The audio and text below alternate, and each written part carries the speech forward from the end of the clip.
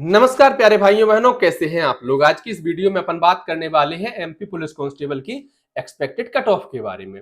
जो अभ्यर्थी पेपर देकर आ रहे हैं, उनके जितने भी नंबर आए हो, 60 आए हो, 65 आए हो, 70 आए हो, सबके मन में ये डाउट जरूर है प्यारे भाइयों बहनों कि भाई हमारे कितने नंबर परीक्षा में आए हो तो हम जो है फिजिकल की तैयारी शुरू कर दें। बहुत सारे अभ्यर्थी इस धुंध में है कि अभी हमें जो है प्रैक्टिस सेट में इतने नंबर आते हैं और पेपर में कितने नंबर आ जाए ताकि हमें फिजिकल के लिए बुला लिया जाए। इस पर आज हम चर्चा करने वाले हैं, लेकिन दूसरी चर्चा उससे जरूरी है क्योंकि बहुत सारे अभ्यर्थियों के पेपर हैं अभी कि परीक्षा हॉल में कैसे जाएं। मेरा भी 3 बार एमपी पुलिस कांस्टेबल की पेपर पास करने का अनुभव रहा है। अब आप में से शायद बहुत लोग कहें कि भाई तीनों बार तुक्के में परीक्षा पास हो गई, मैं कहूंगा हाँ बिल्कुल। लेकिन जो लोग मुझे सुनते हैं, जो लोग मेरी बात मानते हैं, आप जरूर आपके काम की ये वीडियो होने वाली है। एमपी पुलिस कांस्टेबल की परीक्षा जो इस बार आ रही है, जैसे पहले हम देखते थे कि शुरुआत में 80 नंबर आ रहे हैं, किसी की 85 नंबर, 87 नंबर, 86 नंबर वाले खूब मिल जाते थे भर भर के।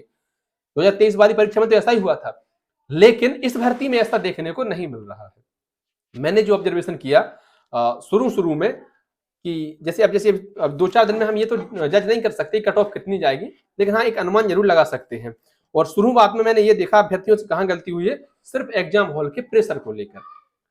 मैं आपको व्यक्तिगत रूप से नहीं जानता, मुझे आपकी क्षमताओं के बारे में नहीं पता, मुझे आपकी पढ़ाई के बारे में, तैयारी के बारे में नहीं पता, लेकिन फिर भी मैं दावे से कहता हूं उसी पेपर को जब आंसर शीट आ जाए ना, उस दिन घर पे लगाना, तुम्हारे 10, 12, 15 नंबर तक ज्यादा आएंगे, मैं गारंटी से कहता हूं। कम क्यों आ रहे हैं तो अभी क्योंकि एग्जाम हॉल का अपन प्रेशर ले रहे हैं। वास्तव में प्रेशर होना नहीं चाहिए। पेपर का कैसा प्रेशर यार? प्रेशर तो इस बात का होना चाहिए कि हम जवाब क्या देंगे अगर हम असफल हुए तो।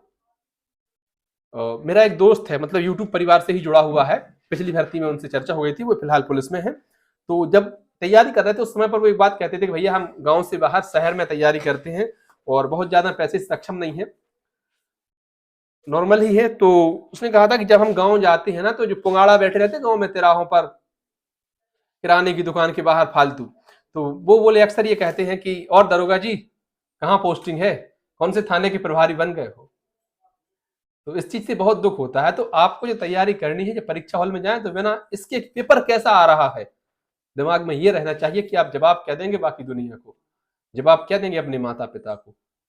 तो उस लड़के का जब चयन हुआ एमपी पुलिस में कांस्टेबल बना, और मैंने उससे फिर बात की, मैंने कहा भाई अब क्या कहते हैं तुम्हारे गांव पड़ोस के मोहल्ला के, तो बोले अब किसी ने नहीं पूछा। दुनिया आपके संघर्षों को नहीं देखती, दुनिया आपकी कोशिशों को नहीं देखती, इनाम सिर्फ परिणाम को मिलता है। ध्यान रखना है इस बात का। अगर तुम परिणाम की परीक्षा में ही तुम टेंशन लेकर बैठ गए तो फिर क्या, कैसे काम चलेगा भाई। हम लोग तो दुखी हो लेते हैं अपने माता पिता के पास जाकर, और वो सहानुभूति दे देते हैं तो हम सांत्वना दे देते, जब तो ठीक है, अच्छा सा फील होता है। लेकिन हमारे माता पिता के पास कोई कंधा नहीं होता है जहां वो सर रख के रो सके। अभी पिछले ही शिक्षक भर्ती में मेरे कम नंबर आया, मैं बोलकर गया था, मतलब खुले बोलता था 80 नंबर तो मैं लेकर आऊंगा भाई, और प्रैक्टिस सेट में ऐसे ही आते भी थे, सब जगह लगा लिए थे। तो लेकिन परीक्षा में नहीं आए। जिन लोगों की मुझसे बात हो गई थी फोन पर, वीडियो भी देख लिए थे कि मेरे 60 नंबर आए, कम नंबर आए, ये परेशान है, दुखी है, वो 10-10 बार मेरी मम्मी से पूछने आ रहे थे कितने नंबर आए तुम्हारे रोहित के, ही कितने नंबर आए तुम्हारे रोहित के। तो अब मेरी माताजी पढ़ी लिखी नहीं है, बुजुर्ग हैं, पिताजी है नहीं, तो अब उन पर क्या बीत रही होगी। लेकिन उन चीजों का जवाब देना है समय में, जब समय आएगा, जब समय शुक्र के पथ पर मुड़ेगा तो हम भी पूरी ताकत से जवाब देंगे। मैंने उस दिन भी कहा था, आज भी कह रहा हूं। तो आपको ना इस चीज की टेंशन नहीं लेनी है कि पेपर कैसा आ रहा है। भाई आपको टेंशन इस चीज की लेनी चाहिए कि हम जवाब क्या देंगे। अगर हम गलत करके आ गए ना तो फिर क्या करेंगे। प्रश्नों को बहुत आराम से सोचो, बहुत धीरे माइंड के साथ, और कोशिश करना क्वेश्चन एलिमिनेट करने की। जैसे 4 विकल्प किसी परीक्षा हर प्रश्न के दिए रहे होंगे, उनमें से कौन नहीं हो सकता है। जो आपको आ गया वो तो और विकल्प देखनी नहीं है उसमें, तो ठीक है। जो नहीं आ रहा है उसमें देखना कि कौन नहीं हो सकता है।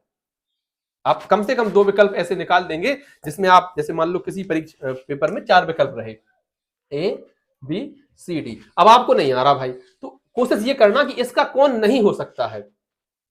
जैसे अभी पिछली परीक्षा प्रश्न आया था कि हीराकुंड बांध कौन सी नदी पर है, शायद आया था, या फिर आपसे पूछा जाए कि हीराकुंड बांध कौन से राज्य में है। ऐसा मुझे मतलब एग्जैक्टली पता नहीं है, लेकिन प्रश्न ऐसा आया था।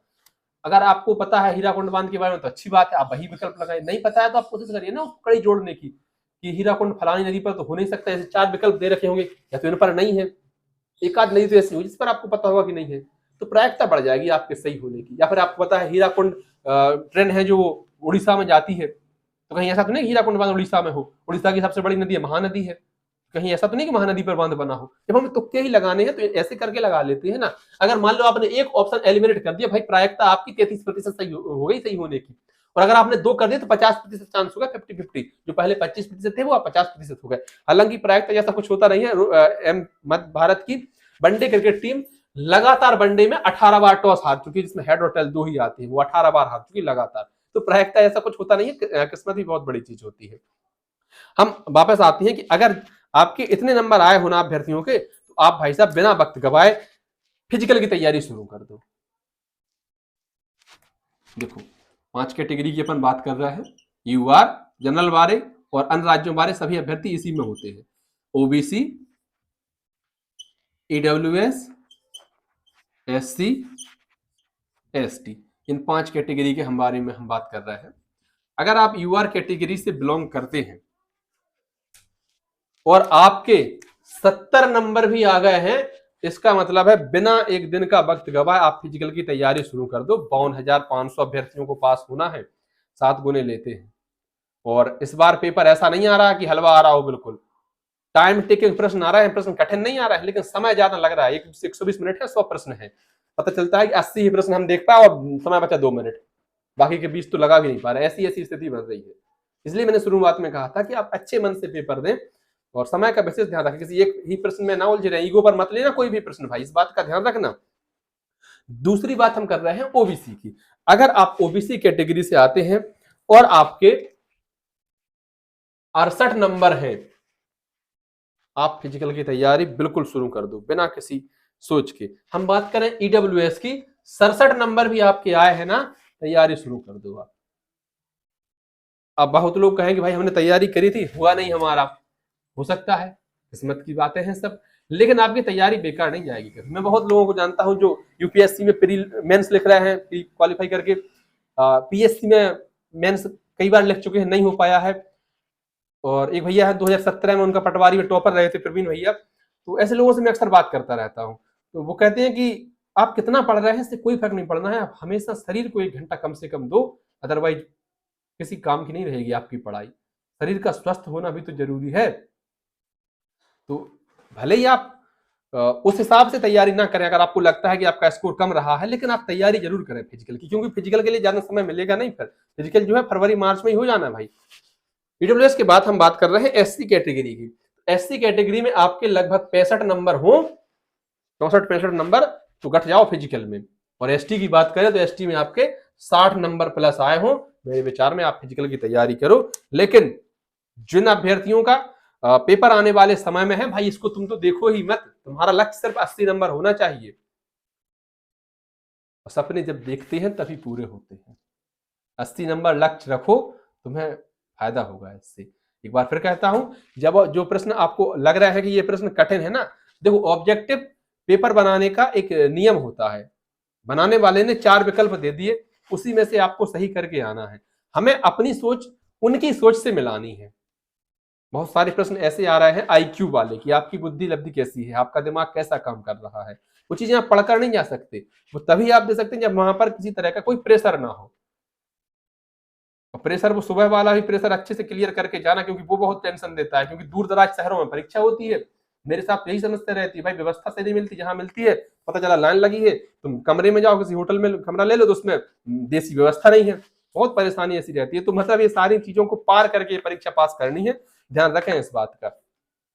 और अगर आपके इतने नंबर आए हैं जिनका पेपर हो गया है, आप अच्छे से फिजिकल की तैयारी करें। बाकी जो अभ्यर्थी परीक्षा देकर आए हैं, कमेंट बॉक्स में अपने नंबर जरूर बताएं, शिफ्ट सहित और कैटेगरी सहित।